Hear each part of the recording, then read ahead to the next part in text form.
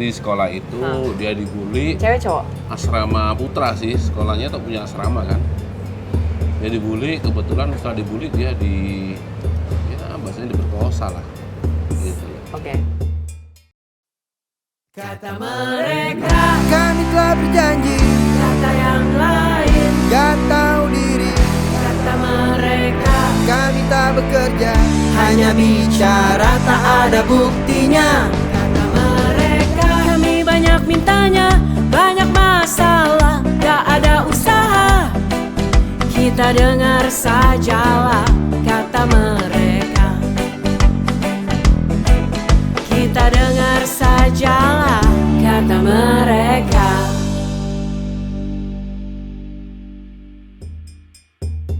Hak paling mendasar dari seorang manusia adalah berpendapat, berbicara, dan pastinya mendapatkan perlindungan pada saat mereka dibully, pada saat mereka dilecehkan. Tapi tidak selamanya apa yang terjadi seperti yang diimpikan. Sebenarnya kasus yang lagi terjadi ini apa sih? Nah, ada satu anak sih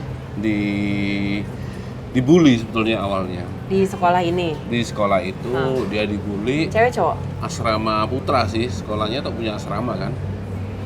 Dia dibully, kebetulan setelah dibully dia bahasanya diperkosa lah. Gitu. Oke. Itu kelas berapa dia? Dia masih kelas 2 SMA. Dan dilaporkan oleh apa? Orang tuanya? Sudah coba dilaporkan ke guru-gurunya, nggak ada solusi. Akhirnya si orang tua korban ngalah, anaknya ini dipindahin sama dia, nggak disekolahin di situ lagi. Didamaikan berarti? Nggak juga? Bukan didamaikan bahasanya ya. Dikompromikan, bukan didamaikan gitu loh. Jadi akhirnya si anak ini keluar, baru orang tuanya speak up gitu loh. Oh, setelah anak ini akhirnya keluar, baru orang tuanya speak ngomong. up. Ya gitu loh, karena nggak selesai gitu loh. Speak up pun akhirnya rame, tapi nggak sempat viral gitu loh. Sesuatu butuh viral lah sekarang di negara kita. Ada jenis hukum baru di Indonesia namanya delik viral. Karena ada delik pidana, ini ada delik viral baru akan dikerjakan. Nah terus udah kayak orang tuanya itu speak up menuntut apa? Ya menuntut si pelaku ditanganin kan. Karena kita oke lah, kita udah berusaha bantu. Kita sebenarnya ngomong gitu loh, karena ini masih di bawah umur ya. Nah pasnya di bawah umur, nggak boleh dipublis, pasnya kayak gitu. Tapi ya minimal si pelaku ini harus ditanganin gitu loh, coba psikiater kan gitu loh. Pelakunya masih sekolah di situ sekarang? Masih, sampai hari ini masih di sana gitu loh. Dan waktu itu sempet sih mencoba masuk ngobrol sama kepala sekolahnya, sama yang punya pondok. Duduk, dia bilang seolah nggak ada apa-apa, bilang gitu. Begitu aku udah ngomong setahun sejauh ini, itulah berusaha mulai ditekan juga gitu loh.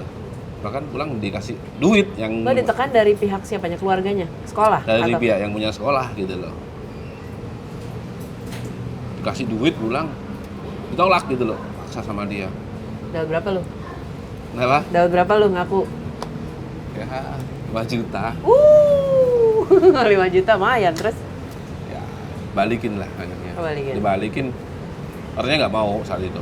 Ya, akhirnya aku masuk situ lagi, tak dititipin ke sekolah di sana kan. Tolong titip buat bapak ini, bilang gitu kan. Ini uang yang kemarin diberikan ke aku, bilang gitu sih.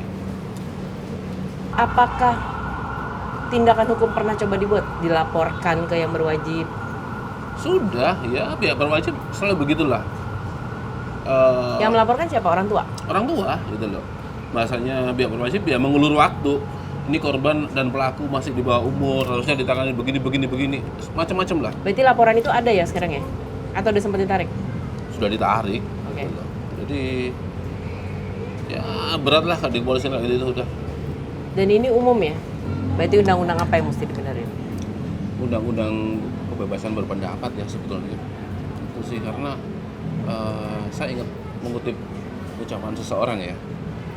Beliau dulu bilang, penjara itu harusnya tempatnya para kriminal, bukan tempatnya orang yang berbeda pandangan. Ya. B.J. Habibie pernah ngomong kayak gitu. Itu yang harusnya diterapkan kan. Tapi begitu saat ini kita ngomong salah dikit aja udah dilaporin polisi dikit-dikit. Lo berapa kali pernah dilaporin mas seumur hidup lo? 4 kali sih. Kalah, gue masih 6 kali. Kelasnya beda. Gue coba ya mas, gue coba sampein lah. Doain aja, gue pengen soalnya mudah-mudahan kasus anak ini masih tinggal deket-deket situ? Atau dia akhirnya pergi dari kota itu, dari Pelakunya Batu. dari luar pulau sih. Tapi kan tinggal di Batu sekarang. Iya, Kalau ada anak yang asrama. korbannya sendiri Di Surabaya udah beda sekolah sih. pindah dia. Harus dia yang minggir ya, padahal dia korban ya. Iya, harus dia yang mengalah gitu loh. Karena bapaknya juga khawatir terhadap masa depan si anak. Itu sih. Terus si korban sudah sempat di asesmen sama psikiater kan. Korban, tapi Ya. kan sebetulnya kan yang harus mendapatkan asesmen juga pelaku Pelaku juga. Ntar lo kasih data gue ya, siapa kasusnya namanya apa, biar gue kasih nih ke yang wakil rakyat yang harusnya berwenang yang bisa berbicara. Kita lihat aja mereka bertindak atau enggak. Ini kan kata lo, ini kan acaranya namanya kata mereka. Kita lihat aja kata mereka apa nanti. Kita tos dulu. Kopilah kita.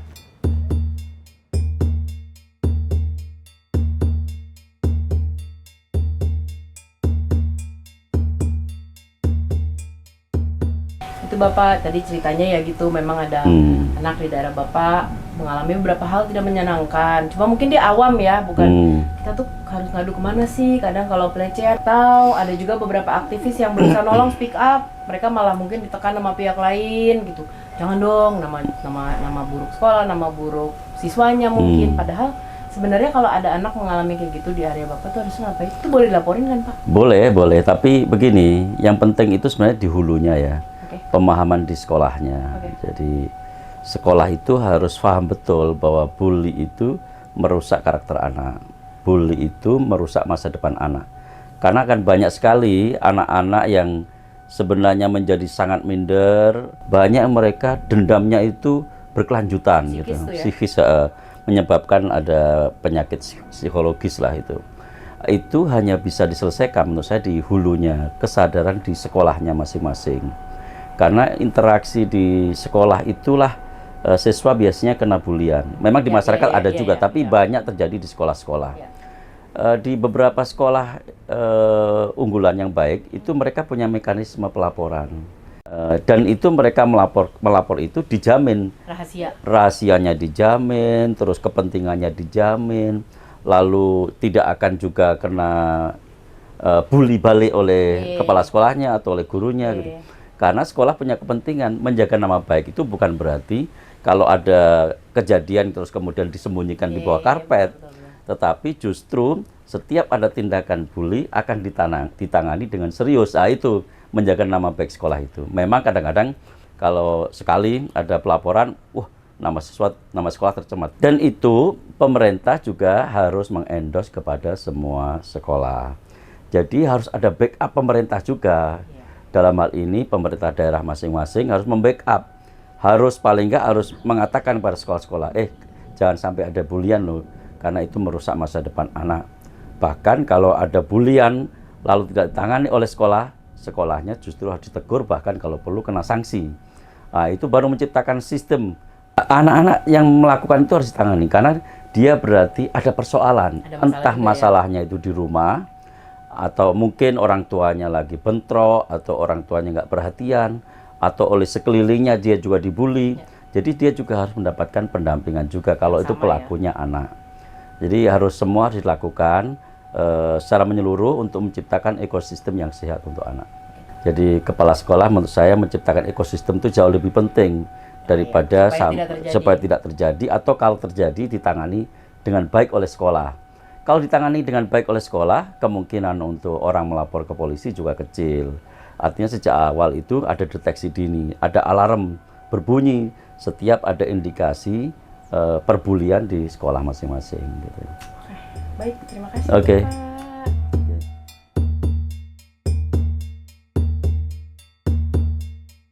Mengalami bully, tapi memang kadang-kadang pihak sekolah menjaga nama baik sekolahnya sendiri mungkin dengan mencoba tidak melaporkan atau yaudah damai aja deh gitu.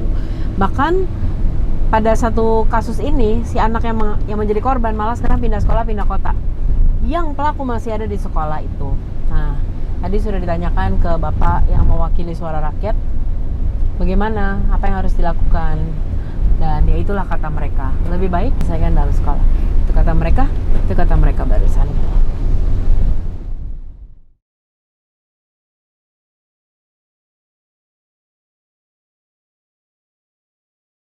Golkar nomor 4. Jangan lupa subscribe, like, dan komen.